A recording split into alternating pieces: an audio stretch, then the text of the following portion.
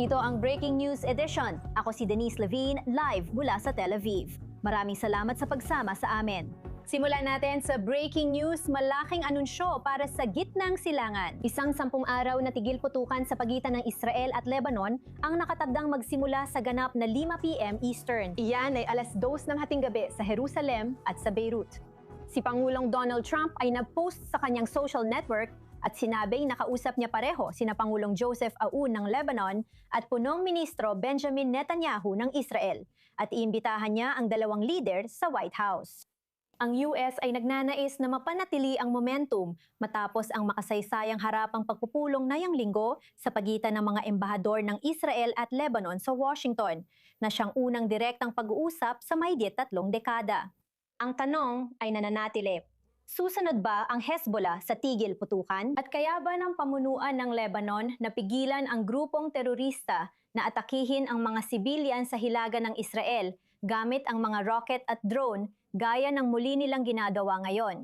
May mga ulat na nagsasabing maraming residente sa mga komunidad sa hilaga ng Israel ang galit na galit sa pangyayaring ito dahil natatakot silang hindi mawawala ang banta ng Hezbollah.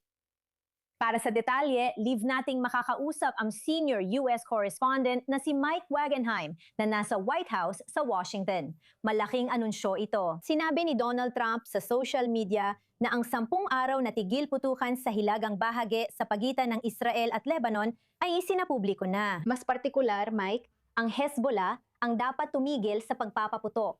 Ano ang pinakabagong balita? Ano ang nangyayari sa likod mo?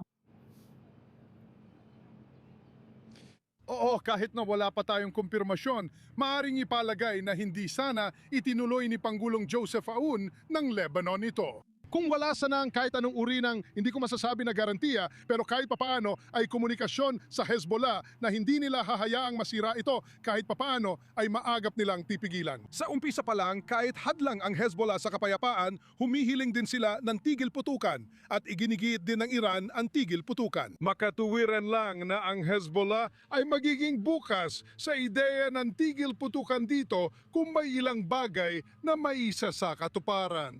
Kapansin-pansin na ang ilan sa kanilang hinihiling tulad ng pag-atras ng Israel ay hindi pa napagkakasunduan. Gayun din, ang tinatawag na quiet for quiet na filosofiya ay hindi pa tinatanggap ng IDF sa pagkakaalam natin sa ngayon.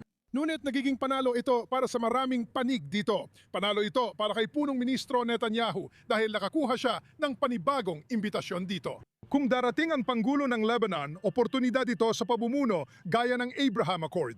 Panalo siya dahil magkakaroon ng tigil putukan at imbitasyon sa White House. Panalo rin ito para sa Hezbollah at Iran dahil magkakaroon ng tigil putukan at para kay Donald Trump dahil makokontrol niya ang sitwasyon. Tiyak na babatikusin si Netanyahu mula sa kanyang mga kapanalig sa kanan dahil hindi naabisuhan ang gabinete at wala pang pahintulot. Sa kabila nito, parang ito ang gusto o susunod na hakbang ng lahat ngayon. Pero hindi mo rin talaga masasabi pagdating sa Hezbollah. Malinaw na ang kanilang pirma sa anumang kasunduan ay walang halaga kahit sa mismong papel. Ilang oras na lang at magsisimula na ang tigil putukan. Maghihintay tayo para makita ang mangyayari. Mike, idinadadag ng Pangulo ng US ang tagumpay na ito sa dumaraming listahan ng mga digmaang sinasabi niyang napahinto niya. Anong balita ang maaari mong ibahagi tungkol sa pagpapatuloy ng pag-uusap ng mga koponan ng Amerika at Iran sa Pakistan? Nasaan na ang usapan tungkol dyan?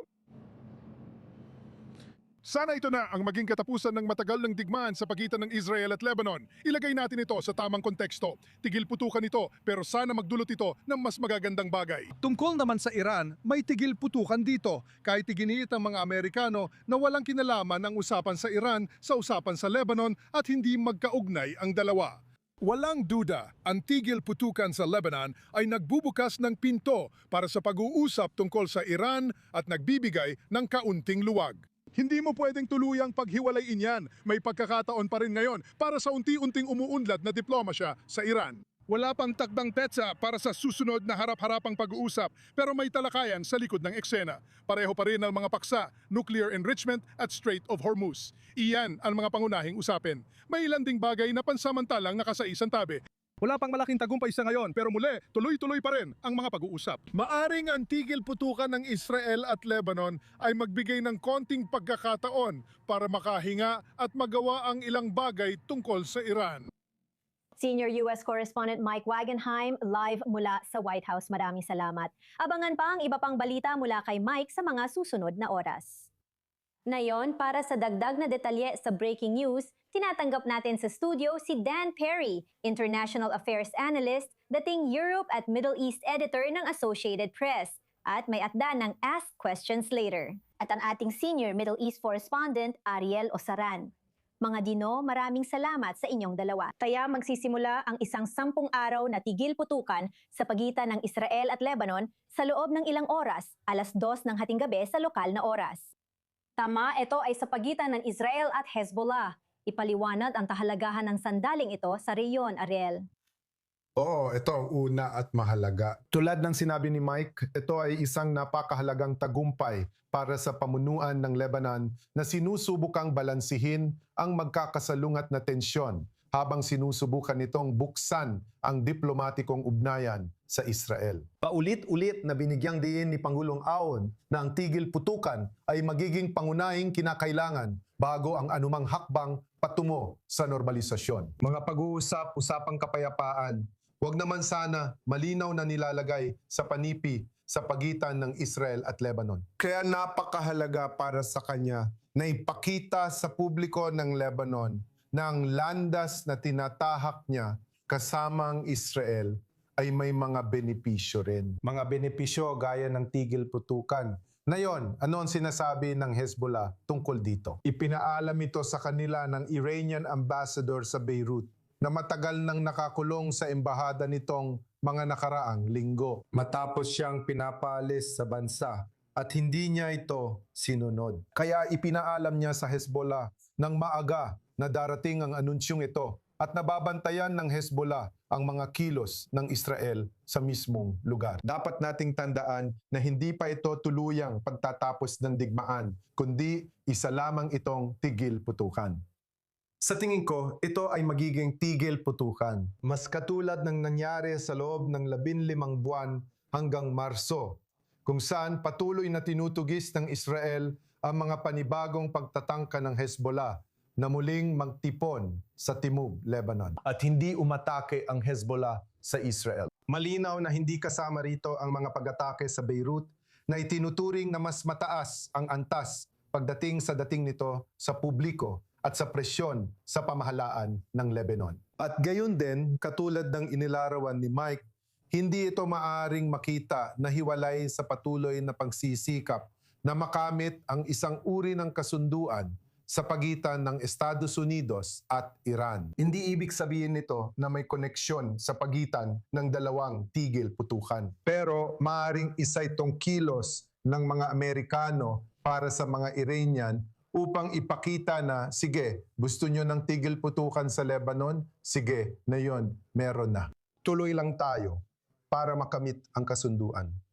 Ito ang mas malawak na konteksto. Babanggitin ko rin na si Guy Israel mula sa Sister Hebrew Channel ay nagsasabi na binanggit ang isang mataas na opisyal ng Israel na nagsasabing mananatili ang mga puwersa ng Israel sa kanilang pwesto. Walang magaganap na pag-atras. Kaya patuloy nilang pananatiliin ang kontrol sa pinalawak na buffer zone sa katimugang Lebanon at may koordinasyon ito sa Estados Unidos. Kikilos ang Israel laban sa anumang banta, malapit man o umusbong, gaya ng modelo noong nakaraang tigil putukan. Dan Perry, matagal mo nang sinusubaybayan ang rehiyong ito. Ano ang pananaw mo sa bigat ng sandaling ito? Alam natin na iniimbitahan ni Donald Trump sina Joseph Aoun at Benjamin Netanyahu sa White House. Ano ang mga pananaw mo ngayon? Talagang napakalaki ng bigat ng sandaling ito, sa totoo lang. Meron tayong bihirang sitwasyon kung saan ang posisyon ng gobyerno ng Israel at Lebanon ay hindi gaanong magkalayo. At may gobyerno sa Lebanon na nagsasabing gusto nitong ipagbawal ang Hezbollah at tanggalan sila ng armas ng tuluyan. At higit pa sa mga pahiwatig na handa silang makipagkasundo sa diplomasya. At kahit ang salitang kapayapaan o kapayapaan sa pagitan nila at ng Israel sa ilang kondisyon. Iyan ay kamangha-mangha at ngayon lang nangyari sa Lebanon Mula pa noong rehimen ni Jamel, halos 45 taon na. Nabigo rin ang pagsubok na yon. Kalokohan kung basta na lang natin itong baliwalain dahil alam naman natin na kahit sinasabi nilang gusto nilang tanggalan ng armas ang Hezbollah, masyado silang mahina para gawin yon. Naiintindihan ko yon. May pananaw sa Israel na walang pakialam sa diplomasya at nais lang gumamit ng dahas. Maaring manahulugan ang paggamit ng dahas ng pagpapanatili ng buffer zone sa Timog Lebanon, ngunit masama ang naging karanasan ng Israel dahil naging parang nakaupong aso lang ang mga sundalo. Sa huli, umatras ang Israel noong 2,000 na parang talunan. Pahinain lang ang Hezbollah sa pamamagitan ng pambobomba at raid, kaya tumakbo sila pahilaga sa Bekaa Valley. Matagal na ginagawa ng Israel yan sa loob ng 40 taon. Kaya siguro panahon na para subukan ng ibang paraan. Ngayon, kung anuman ang ibang paraan na yon ay malinaw na komplikado dahil hindi naman naabuti ng kalahating siglo kung madali lang itong ayusin. Palagi kong pinapaboran ang pakikipag-ugnayan sa sinumang handang makipagtulungan sa iyo sa gitnang silangan. Makipagtulungan sa gobyerno ng Lebanon, gawing problema ng lahat at ilantad ito sa publiko, ipaliwanag na handa tayong tumulong ayon sa kanilang kailangan. Nakakalason ang presensya ng Israel sa Lebanon. Maaring makatulong ang mga bansang Arabo. Siguro makakatulong din ang mga kanluraning bansa. Lahat ng ito ay komplikado. Pinahihirapan ng Lebanon ng mga alaala ng digma ang sibil, na muling bumabalik kapag iniisip nilang harapin ng militar ang Hezbollah. Traumatisado pa rin sila sa pananakop ng Syria 2 dekada na nakalipas at tiyak na pati sa Israel. Pagdating sa mga kanluraning bansa, kolonisasyon agad.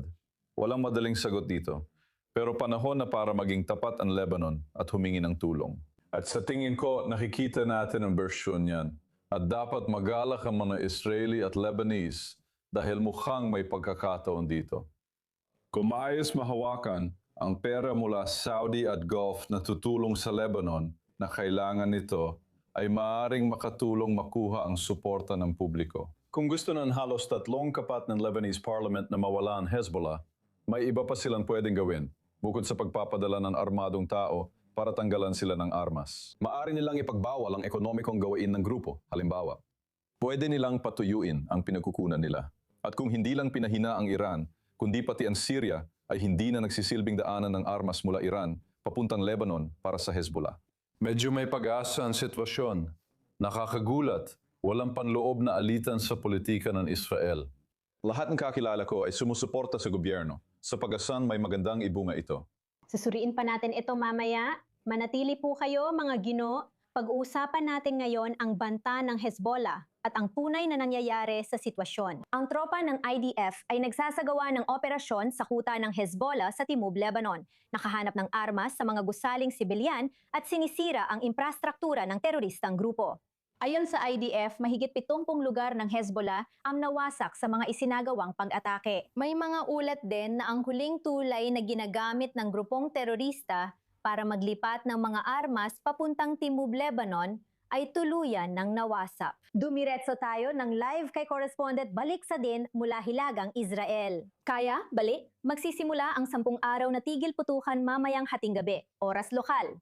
Tingnan natin kung paano re-respond ang Hezbollah. Mas maaga ngayong araw, may tumamang rocket dyan sa Kiryat Shmona. Ano ang pinakabagong balita? Ano ang maaari mong ibahagi?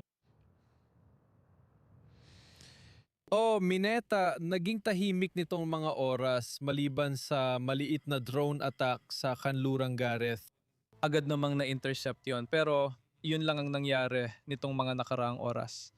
Buong araw, may mga sirena sa buong hilaga ng Israel. Kasama na ang nabanggit mo ang pag-atake ng mga rocket papunta sa Kiryat Shmona, kung saan may isang rocket na hindi na-intercept at tila bumagsak sa isang sasakyan na nagliyab at nasira, pero walang nasawi sa pag-atake ngayon.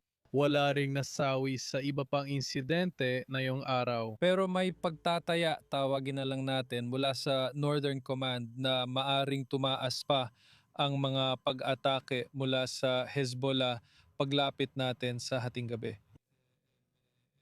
Oras ng tigil putukan. Kaya ngayon, ang mga munisipalidad sa Hilaga ay nagpapadala rin ng babala sa mga residente na mag-ingat dahil maaring tumaas ang mga pag-atake mula sa Hezbollah. Sanay na kami dyan.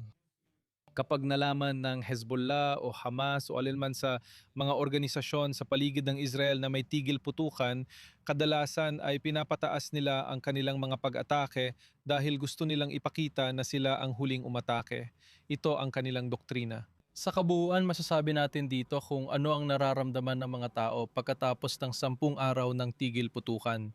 Basahin natin mula kay Moshe Davidovich, tagapang-ulo ng Line of Conflict Forum para sa mga munisipalidad at bayan malapit sa hangganan ng Lebanon at Israel.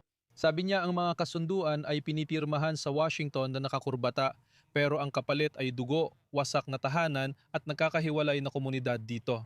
Ayon pa sa kanya, ang anunsyo ng tigil putukan na hindi kasama ang paggamit ng nakamamatay na puwersa laban sa Hezbollah sa anumang paglabag sa sonang panseguridad na malaya sa teror hanggang Ilog Litani ay hindi tagumpay sa politika. Ito ay isang hatol ng paghihintay sa susunod na masaker. Ito ang sentimiento na naririnig namin mula sa iba't ibang mga pinuno ng munisipalidad dito sa hilaga ng Israel. Sila ay napakaingat sa 10 araw na pansamantalang tigil putukan na ito. Gusto nila sa huli na matapos ang misyon at ang Hezbollah sa kabilang panig ay tuluyang mabuwag. Talagang maiintindihan ang kanilang pagdududa sa puntong ito. Correspondent Balikstadin, live mula sa Hilagang Israel. Maraming salamat. Marami pang ihahatid si Balik sa mga susunod na oras. Ngayon, para sa karagdadang reaksyon at pananaw. Malugod namin tinatanggap si Hamin Khadar, Senior Fellow sa Washington Institute for Near East Policy, na kasama natin ngayon mula Washington. Salamat sa iyong oras. Ano ang inyong saloobin ngayon matapos ang dramatikong anunsyo ni Donald Trump ukol sa 10 araw na tigil putukan sa hilaga sa pagitan ng Israel at Lebanon? Ngunit mas particular, ang Hezbollah ang kailangan tumigil sa pagpapaputok sa mga komunidad ng Israel. Ano po ang inyong pagsusuri, ang inyong reaksyon? Magandang gabi at salamat po sa muling pag-imbita sa akin. Ito ang pangunahing tanong. Isang 10 araw na tigil putukan ng sumunod matapos ang direktang negosasyon ng mga embahador ng Lebanon at Israel. Ang pagpupulong na yon ay tinawag na working peace talks at hindi lang tungkol sa tigil putukan, kundi bahagi ng mas malaki at mas mahabang proseso. Ayon sa marami sa Washington, ito ay patungo na sa isang kasunduan sa kapayapaan. Sa madaling salita, ang kailangan gawin na yon ay dapat sana ay may... Ayon kay Trump, gusto niyong mag-usap sina Netanyahu at Joseph Aoun sa telepono. Umiling ako ng isang bagay, parang tigil putukan, para masabi ko na may nakuha akong kondisyon bago magsimula. At yun ang nangyari. Ngayon, nasa Lebanon na ang desisyon. Kailangang abangan kung susunod ang Hezbollah sa tigil putukan. Sa tingin ko, konektado rin ito sa mga nangyayari sa Iran at konektado rin ito sa mga nangyayari sa loob mismo ng Lebanon. Kung ititigil ng Hezbollah ang pagpapaputok sa Israel at talagang ipapatupad ng dalawang bansa ang tigil putukan, makikita natin ang isang 10 araw na pagsubok para sa Lebanon, kung saan kailangang tiyakin ng Lebanon na magbabago ang kanilang desisyon sa politika na huwag harapin ang Hezbollah. At ang LAF ay magkakaroon ng mas malaking papel. Mapapailalim ito sa matinding pagsusuri, mapapailalim ito sa matinding pagmamasid. Ngayon, itinigil na ng Israel ang pambobomba sa Lebanon at Hezbollah. Ano ang gagawin ng LAF? Ipapatupad ba nito ang desisyon ng gobyerno sa pagdidisarma sa Hezbollah o hindi? Ito ang pangunahing tanong ngayon.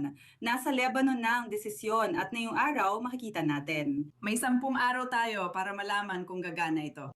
Iyan talaga ang pangunahing tanong nasa isip ng mga Israeli, lalo na ng mga nakatira malapit sa hilagang hangganan. Kapag tiningan mo ang reaksyon mula kay punong ministro Nawaf Salam, tinanggap niya ang anunsyo at gusto rin niyang pasalamatan ang tinawag niyang lahat ng regional at internasyonal na pagsisikap na ginawa para makamit ang resulta na ito, lalo na ang mga mula sa US.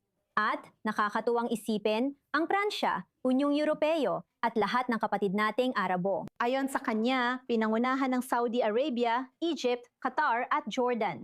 Ibahagi mo sa amin ang iyong pananaw tungkol sa epekto na maaaring idulot ng mga bansang ito sa hinaharap sa lugar na iyon, lalo na sa loob ng Lebanon. Kaya ito ay napakakaraniwan kay punong ministro. Alam mo, lagi siyang nagpapasalamat sa lahat dahil malapit talaga siya sa Saudi Arabia at Pransya lalo na. At nagpapasalamat siya sa kanila sa kanilang pagsisikap. Dahil susubukan naman nila, alam mo na. Pero linawin natin, ang tanging talagang nagpangyari nito ay ang Estados Unidos. At ito ay napakalinaw. Ito ay inisyatibo ng Estados Unidos at ito ay inakyat sa pinakamataas na antas sa Estados Unidos. At kung wala ito, hindi mangyayari ang alinman dito. Kaya malinaw na malinaw iyon.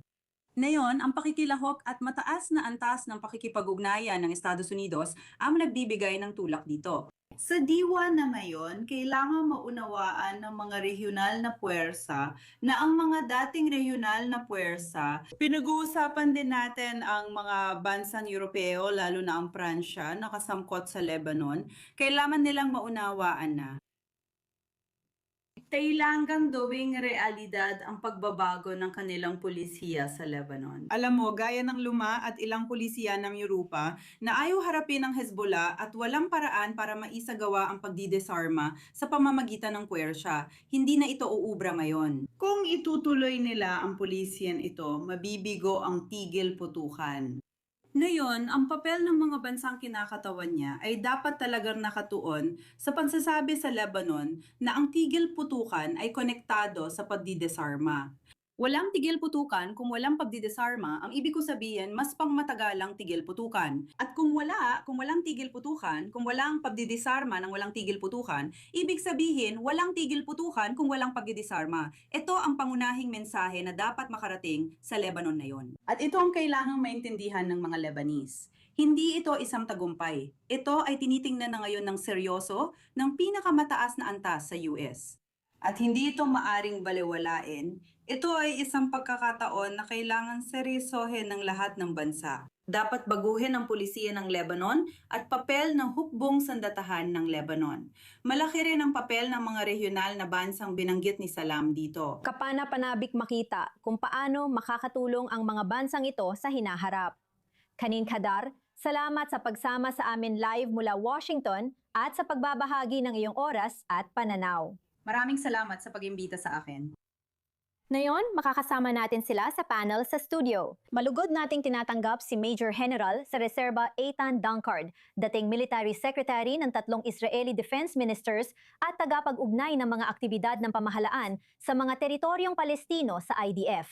Malaking anunsyo ito ngayon. Eitan, ano ang pagsusuri mo at mga pangunahing punto mo?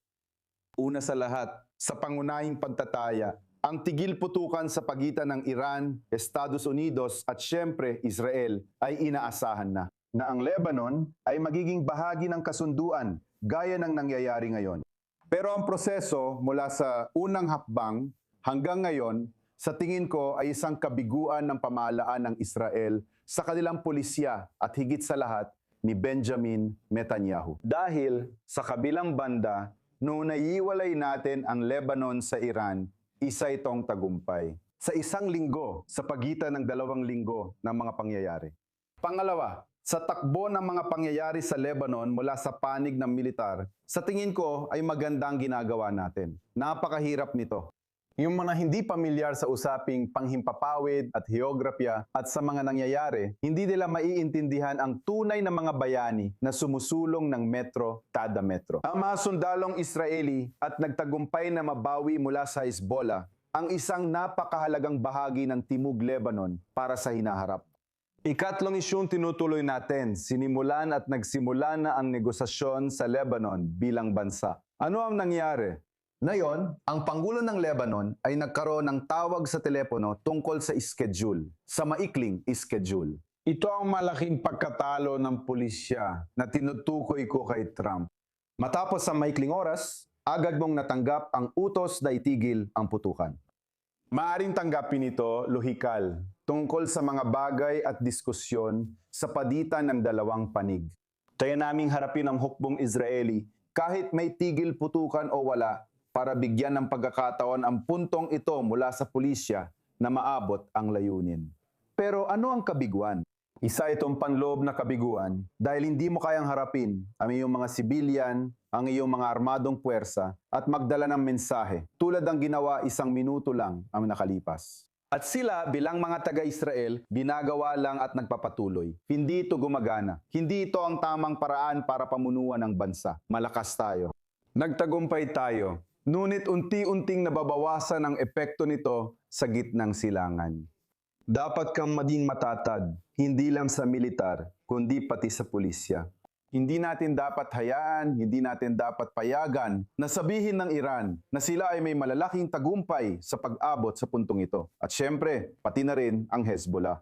At sa tingin ko, maraming tanong tungkol sa ganitong uri ng tigil putukan. At ang pinakamalaki ay nagsimula na ngayon. Kung ang Hezbollah ay nagpapakawala ng mga atake papunta sa Israel, tanging ang Lebanon lamang ang dapat tamaan ng hukbong panghimpapawid ng Israel. Manatili po kayo sa amin, tatalakayin natin yan pagkatapos ng isang maikling pahinga. Mga Gino, marami pa tayong kailangan talakayin tungkol sa aktwal na sitwasyon at sa diplomasya. Manatili po kayo, magbabalik kami para sa Breaking News Edition sa loob ng 2 minuto.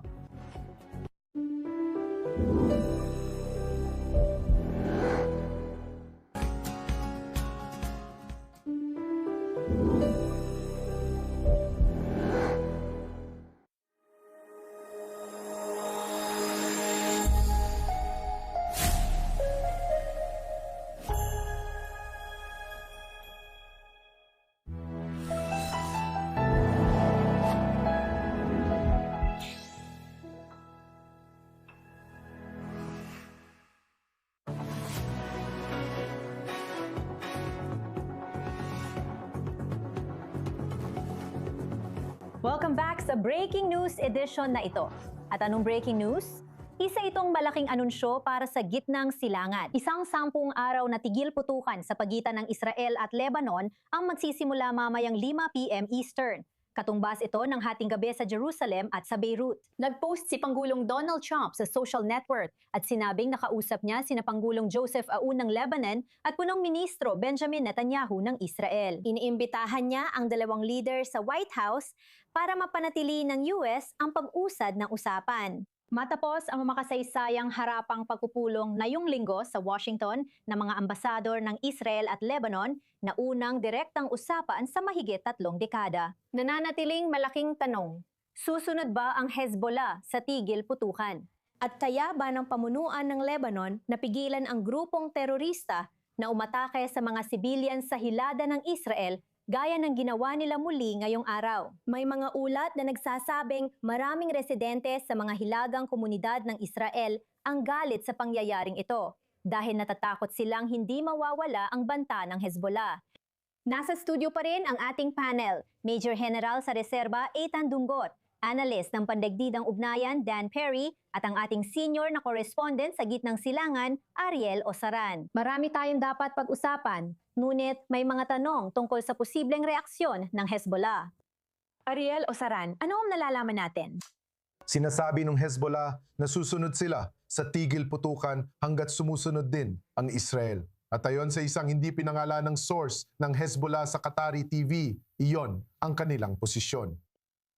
Ang patuloy na presensya ng Israel sa Lebanon na magpapatuloy kahit na may tigil putukan ay nagbibigay sa Hezbollah ng lehitimong dahilan para ipagpatuloy ang kanilang paglaban. Ngayon, kung tatanungin mo ako, hindi mo naman ako tinanong, pero kung tatanungin mo ako, ito ang paraan ng Hezbollah para hindi mapahiya sa harap ng nalalapit na tigil putukan. Dahil ang gusto nilang iwasan ay ang pagbabalik sa dating modelo ng tigil putukan kung saan patuloy na inaatake ng Israel araw-araw ang mga pagsisikap ng Hezbollah na mag-armas muli, magtipon at muling ipwesto ang kanilang mga kakayahan sa Timog, Lebanon. Na isang bagay na talagang kailangan nila ang pahingang ito para magawa habang sila ay umiwas muna sa pag-atake laban sa Israel. Ayaw nilang bumalik sa ganong sitwasyon. Gayunpaman, lahat ng palatandaan, kahit kakaunti lang, ay nagpapakita na yun mismo ang modelong inaasahan nating makita dito. Kaya sasabihin ng Hezbollah na karapatan nilang ipagpatuloy ang paglaban at yan ang matagal na nilang sinasabi. Sinabi nila yon sa loob ng 15 buwan ng tigil putukan mula Nobyembre 2024 hanggang Marso 2 na ipagpatuloy nila ang kanilang mga pag-atake laban sa Israel. Nanatili sila sa posisyon pero tahimik at di umatake sa Israel. Ang ginawa nila sa panahong yon ay muling pinatatag ang kanilang kakayahan para makalaban ng Israel sa paraang ginawa nila nitong mga nakaraang linggo. Kaya ang pagsubok ay para sa Israel. Paano nila mapapanatili ang balanseng iyon ng patuloy na pagpapatupad ng mga limitasyong hindi nila palalagpasin laban sa Hezbollah, pero hindi masisira ang tigil putukan at mga negosasyon sa pagitan ng US at Iran. At sa ngayon, meron tayong mga residente ng Hilagang Israel na galit na nagsasabing ang anumang tigil putukan na walang ganap na pagdidisarma sa Hezbollah ay pagsuko. At meron din tayong mga pinuno ng mga munisipalidad at mga regional council sa Hilagang Israel na nagbabala tungkol sa mas mataas na posibilidad ng mga pag-ataking ilulunsad ng Hezbollah sa mga oras bago ang tigil putukan. At gaya ng alam natin, sa Hezbollah, ganun din ang nangyayari tulad ng nangyari sa Iran-Hamas. Sinusubukan nilang gamitin ang maikling panahong kasunod ng tigil putukan para umatake, umaasang magiging kampante ang mga sibilyan sa Israel. At iyan ang dahilan kung bakit napakahalaga para sa mga Israeli, lalo na sa hilagang bahagi ng Israel, pero pati na rin sa mga lugar hanggang gitnang Israel, kung saan alam natin na ang Hezbollah, ang kanilang mga misil at rocket ay kayang abutin ang mga lugar na ito na maging mapagmatsyag at sumunod sa mga alituntunin. At syempre, tuwing may mga babala, agad silang pumunta sa mga silungan. Susurin pa natin ang reaksyon ng mga komunidad sa Hilaga. Pero Dan, gusto kitang tanungin ukol sa diplomatikong usapin. Pinag-uusapan natin kanina sa ating programa ang reaksyon ng punong ministro ng Lebanon. Binanggit niya ang iba't ibang bansa na gusto niyang pasalamatan, kabilang ang US, Pransya, European Union, at pagkatapos ay Saudi Arabia, Egypt, Qatar at Jordan. At ano ang palagay mo sa epektong maaari talagang magkaroon ng mga bansang ito sa napakadelikadong bahagi ng mundo na ito? Malaki, sigurado. May totoong problema tayo. Sa loob ng 40 taon, hindi natin naalis ang Hezbollah. Hindi lang ito problema ng Israel, kundi ng buong reyon, lalo na ng Lebanon. At sa tingin ko, mas magiging matalino ang Israel kung hindi nito aakuin na sila lang ang makakagawa ng solusyon sa problema, lalo na't ilang beses na rin silang nabigo.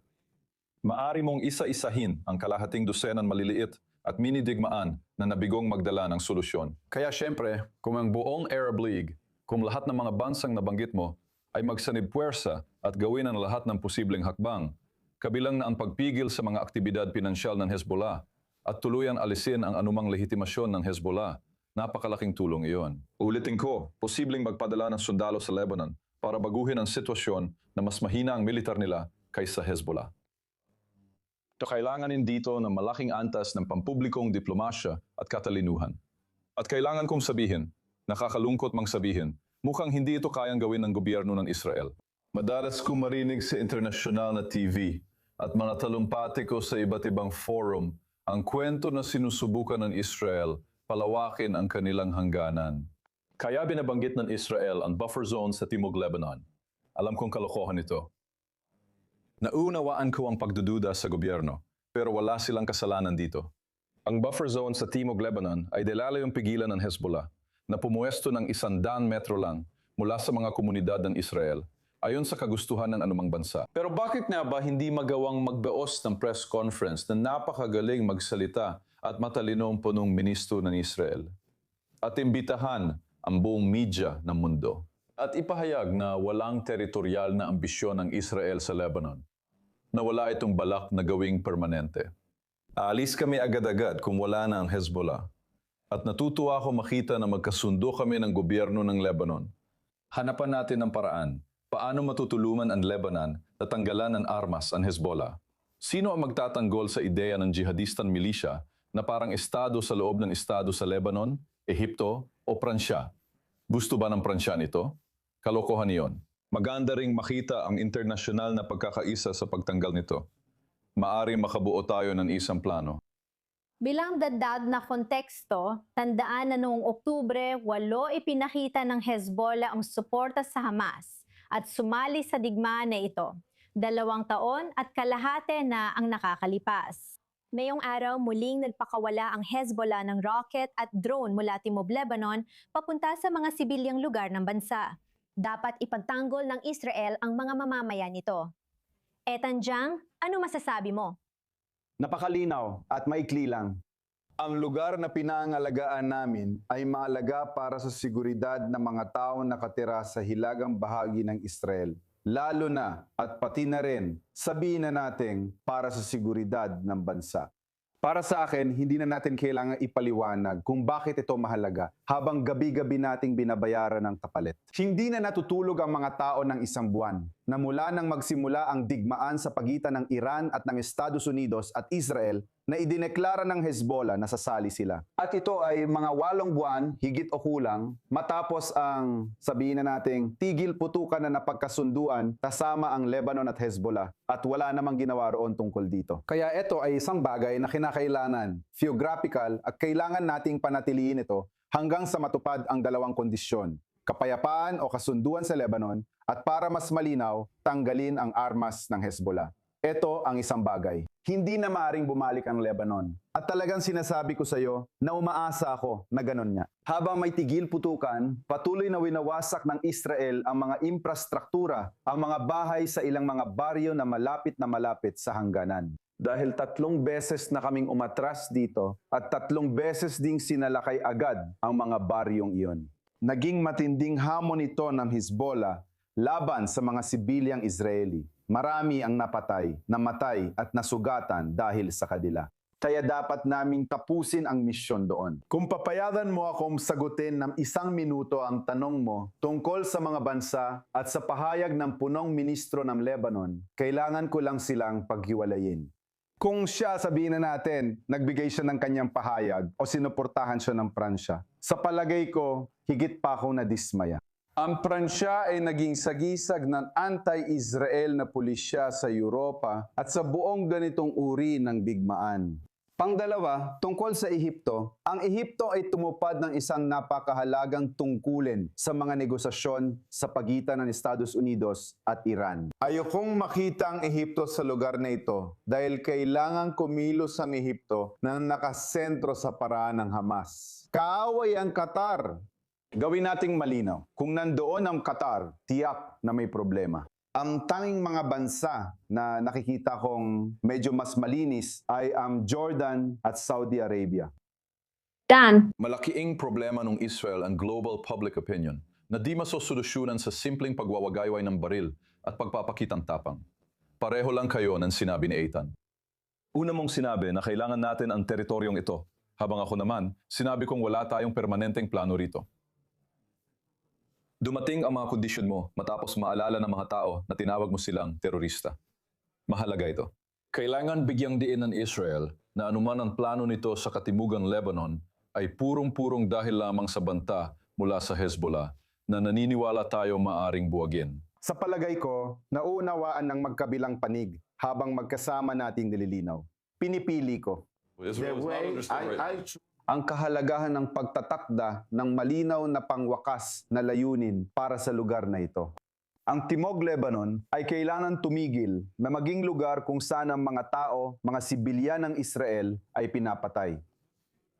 At ang gawin nito ngayon ay para lang pigilan ito. Dahil kung hindi, sa loob ng 48 oras, mabubuhay kayo sa harap ng bintana ng mga paaralang Israeli ng mga kibutzim, mga tao ng Hezbollah. Ang sarili kong responsibilidad ay para sa aking mga sibilyan. Hindi para tuparin ang mga kagustuhan o pahayag ng presidente ng Pransya. Wala akong anumang tungkulin kay Macron na nagbo-boycott at gumugulo sa Israel sa buong digmaang ito. Ganyan talaga ang diplomasya. Pareho lang tayo.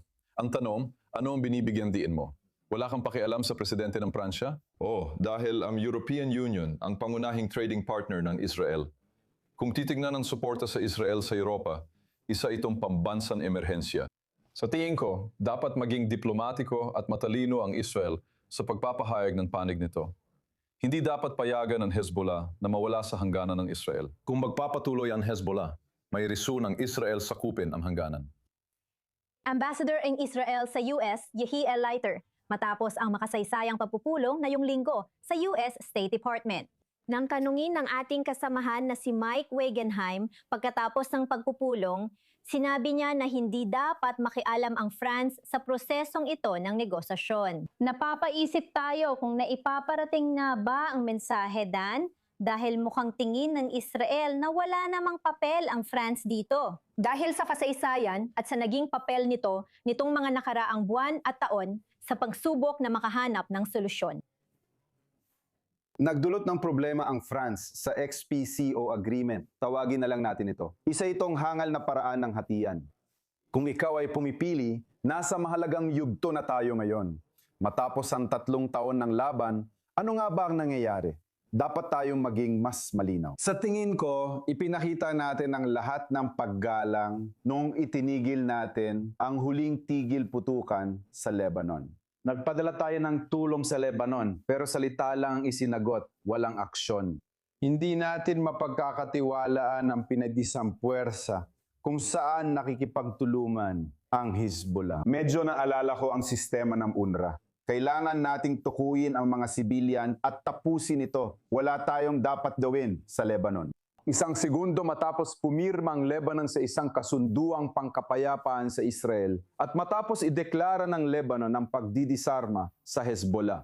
Tingnan natin kung si Macron talaga ang dakilang tao na susulong ng tigil putukan sa buong gitnang silangan. Kung pupunta siya at tutulungan ng Lebanon na tanggalan ng armas ang Hezbollah, sino ang gagawa nito? Tayo lang ba? Sumasang-ayon ako. Pero kung kasama ang European Union, pati mga kakayahan nila sa militar, siguro pati NATO. Ang paghikayat sa Pransya na aktibong makilahok sa paghikayat sa Lebanon, na gawin ang mga kinakailangang hakbang, magkaroon ng kinakailangang tapang, sa tingin ko ay hindi makakamit sa pamamagitan ng pagiging palaban ng mga hindi diplomatiko na diplomat. Dapat silang makilahok. Sa totoo lang, huwag mong kalimutan ng isang baday sa bakod, hindi kalayuan sa atin. Ang pagpapalawak ng Turkey, kung ang Turkey ba ay magiging pangalawang Iran na makikialam sa hilagang silangang bahagi ng Israel mula sa Syria at ang kanilang mga mata ay nakatuon din sa Lebanon. Kaya napakasensitibo ng issue at sa ganitong pagkakataon, kailangan mong maging isa sa mga makikipagnegosasyon. Sang-ayon ako. Pangalawa, manatiling matatag at siguraduhin na ikaw ay maiintindihan. 0 o 1. Ariel Estran, ano ang iyong opinyon? Malinaw. Alam ko ang mga alalahanin sa paglahok ng Turkey na sinusubukang samantalahin ang humihinang posisyon ng Iran sa rehiyon. Nakikita natin yan sa Syria, pero particular sa Lebanon, nakita natin na sa halip na magkaroon ng hindi nakakatulong na impluensya, tulad ng ginawa ng France at iba pang mga bansang Europeo pagdating sa Lebanon. Nakikita natin ang masinsinang pagsisikap mula sa mga bansa sa Gulpo, lalo na ang Saudi Arabia. Sila ay naging aktibo sa likod ng eksena. Dahil ang matagal ng hinahangad ng Lebanon sa loob ng maraming buwan, sa madaling salita, mula nang maganap ang tigil putukan noong Nobyembre ng 2024. Ang Lebanon ay naghahanap ng pamumuhunan mula sa mga bansa sa Gulpo upang pundohan ang muling pagtatayo ng Lebanon. Sinabi ng Saudi Arabia at UAE na walang muling pagtatayo hanggat di nadidisarmahan ang Hezbollah. At kaya ang nakikita natin dito ay parang isang magkatuwang na pagsisikap mula sa Washington at Riyadh. Sinusubukan nilang hikayatin ang pamahalaan ng Lebanon na gawin ng mga mapangahas na hakbang na ito na maaring magdulot ng panganib ng digmaang sibil sa loob ng Lebanon. Kailangan ng Beirut ng mga garantiya na may susuporta sa kanila at nasa panig nila ang pinakamalakas na superpower sa mundo. Ang Estados Unidos sa ngayon ang nagbibigay ng suporta na yon at pati na rin ang pinakamaimpluwensyang bansa sa rehiyon, ang Saudi Arabia, ay lubos na kasangkot dito. At malamang na kung makikita natin ang mga konkretong hakbang mula sa pamahalaan ng Lebanon na kahit papaano ay magsisimula ng pumasok ang ilan sa mga kinakailangang pondo sa Lebanon. At makakatulong din ito sa pamunuan ng Lebanon sa paglaban sa pressure na ito. Sa pagsabi ng Hezbollah na nung sila ang namumuno, ang naidulot lang nila sa Lebanon ay kamatayan at pagkawasa. Kapag tinaak natin ang kabaliktarang landas, makikita natin ang international na koalisyong tumutulong sa Lebanon na makabangon at mahalaga ito. Pagdating sa pakikilahok ng Saudi Arabia, simula pa lamang ito ng paglahok ng Saudi Arabia sa Lebanon. Tungkol naman sa bagong muling pinalakas na pamunuan, Sinusubukan nitong bawiin ng soberanya at kapangyarihan sa pagpapasya tungkol sa usapin ng digmaan at kapayapaan sa unang pagkakataon sa loob ng mga dekada. Gusto kong balikan ang sinabi mo, Arel, tungkol sa isa pang tigil putukan na siyang pangunahing iniisip sa rehiyon. Sa Pakistan, inaasahang mapapatuloy ang pag-uusap ng mga delegasyon ng Amerika at Iran. Parang naging pangalawang prioridad na ito ngayon dahil sa mga nangyari kamakailan sa hilagang bahagi. Iniulat ng Reuters na binawasan ng magkabilang panig ang kanilang ambisyon. At si Dan Perry, gusto kong malaman ang nararamdaman mo sa pagpapatuloy ng pag-uusap na ito at ano sa tingin mo ang kalalabasan nito ngayon? Ano kaya ang pagkakaiba sa ikalawang round na di nila naresolba matapos ang 21 oras sa Islamabad, isang linggo ang nakalipas?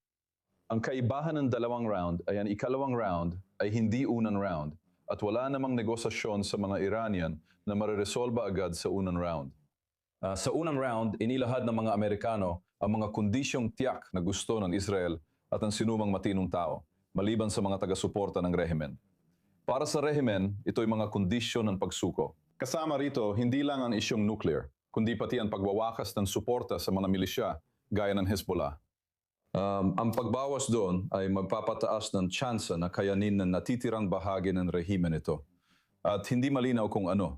Ano ba ang mas magandang ideya? Dahil kung iisipin na halos lahat tayo ay gusto na bumagsak ang rehimen, kabilang na ang karamihan sa mga Iranian, sigurado mas mainam na pahinain pa ang kanilang kakayahan sa mismong larangan sa loob ng ilang linggo, habang nananatili sa mga siluman ang mga Israeli. Hindi pa malinaw kung nahihirapan ang pandaigdigang ekonomiya. Pero hinala ko na kung ang Iran umatras mula sa kanilang kalokohan tungkol sa paggawa ng kipot ng Hormuz na parang toll booth ng mga ayatollah. At kung papayag ang Iran na sabihin ang mga salita, hindi namin palalampasin sa higit sa 3.2% ang pagpayaman. Baka payagan silang payamanin ito. Sa antas ng sibilyan, karamihan sa mga lumagda sa NPA pinapayagan. Makikita mo naman. Pagkatapos, ang tanong ay, kung papayag ang US na alisin ang mga hadlan at ang pagkakapirmi sa mga ari-arian at wakasan ng mga parusa na magpapahaba sa buhay ng rehimen. Napakasama nun, kaya walang magagandang opsyon dito. Umasa ako na dahil sa matinding papugot sa liderato noong unang linggo o higit pa na ang Artesh, ang Hukbo at ang RGC ay magkakaroon ng pagkakabaha-bahagi. Makikita mo na nagkaroon ng tangkang kudeta sa Iran. Sa tingin ko, ang Revolutionary Guard ang nagsagawa nito, kaya na yon, hindi na ito tulad ng dating teokrasya. Maaring maganda rin dahil baka hindi na nila pinapahalagahan ang pag-export ng jihad. Naging ganap itong kriminal na estadong mafia, pero napakalakas ng mafia nito at kontrolado nito ang halos isang katlo ng natitira pang ekonomiya. Ano pa ang natira? At ito, maaring sa huli ay maging problema ito para sa mga mamamayang Iranian. Nakikita ko na posibleng magkaroon ng isang napakamarahas na digmaang sibil sa bansang iyon. Usapin pa ba ito ng Amerika sa puntong ito?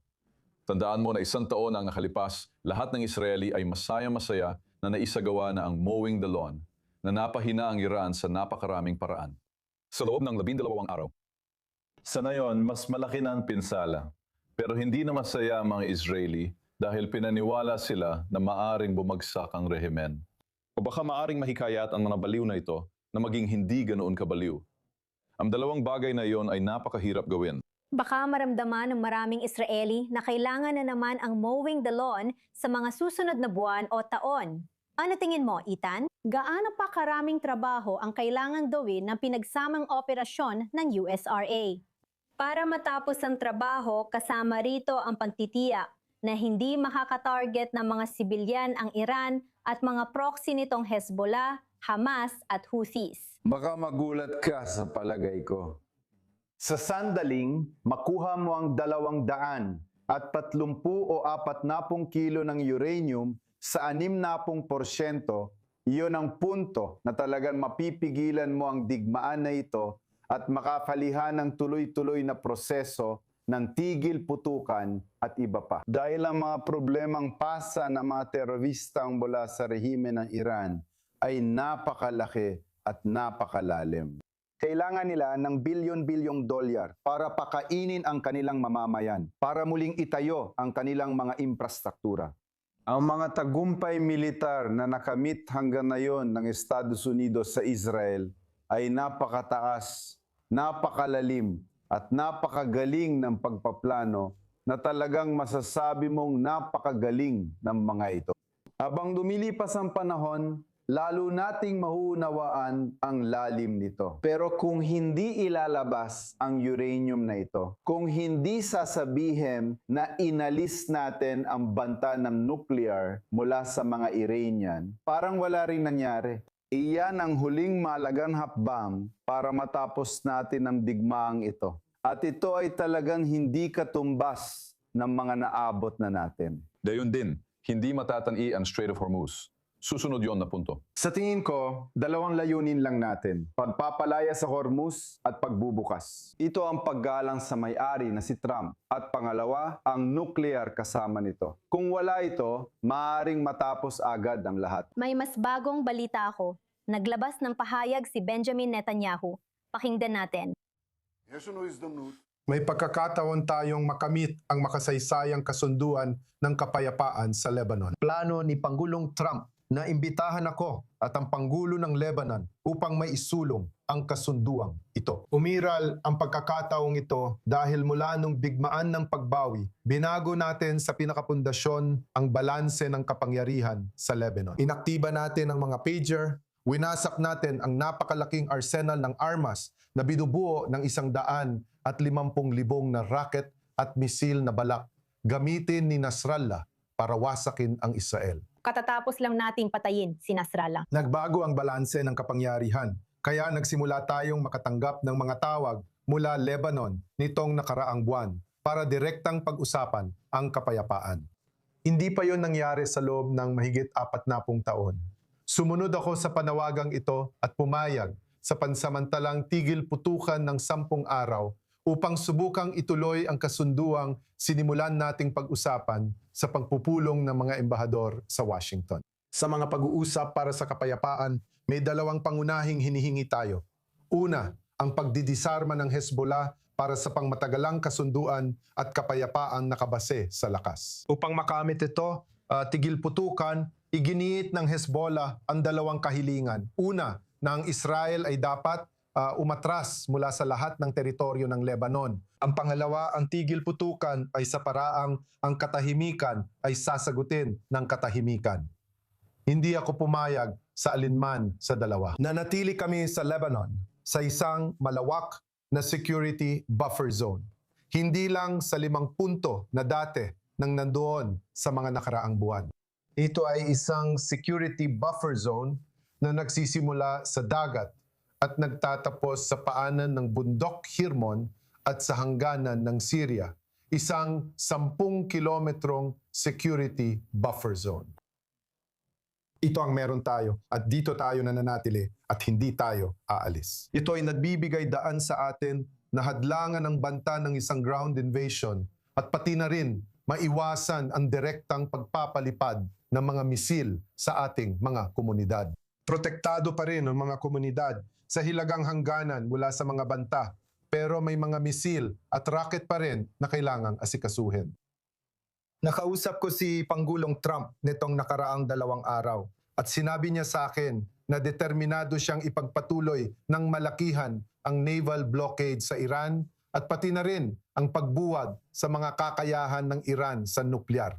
Ano pa ba ang natitira sa mga iyon? Hindi siya sumusuko at sigurado akong kaya niyang alisin ang mga banta tulad ng ginawa natin. Siyempre, asikasuhin natin ang banta ng mga misil. Ito ay 2 malalaking proseso na maaaring magbago sa ating kalagayan sa seguridad para sa mga susunod na dekada. Benjamin Netanyahu, sa mahalagang sandaling ito para sa gitnang silangan. Bawat panauhin ay may 30 segundo para sa huling opinyon sa ating narinig. Dan Perry, ikaw na. Masaya akong bigyan ng kredito si Netanyahu sa minsang pag-aalok ng pakikipagpayapaan at pagiging positibo. Sinabi niyang may makasaysayang pagkakataon para sa kapayapaan kasama ang Lebanon na binanggit ko rin isang oras nang nakalipas.